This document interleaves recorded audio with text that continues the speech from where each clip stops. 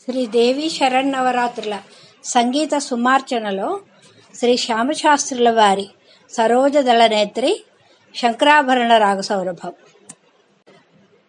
పరాకుసేయక వరదాయకే నీవలె దైవము లోకములో కలతా పురాణే శుకపాణి మధుకర పేణి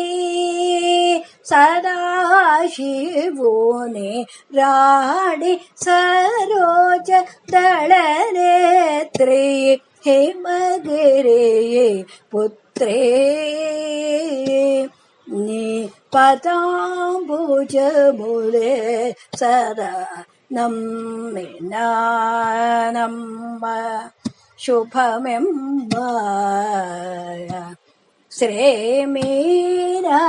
శ్రీమీనాక్షమ్మ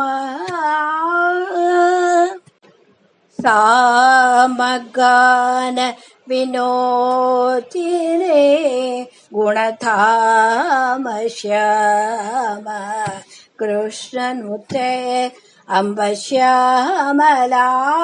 దేవి నీవే గతి శ్యామలా దేవి నీవే గతి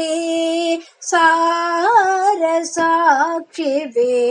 ಬ್ರೋವವೇ ನಾನು ಸರೋಜದಳ ನೇತ್ರೇ ಹಿಮಗಿರಿ ಪುತ್ರೇ ನೀ ಪದಾಂಬುಜಮೂಲೆ ಸದಾ ನಮ್ಮ ಶುಭವೆಂಬ ಶ್ರೀ ಮೀನಾಕ್ಷಮ್ಮ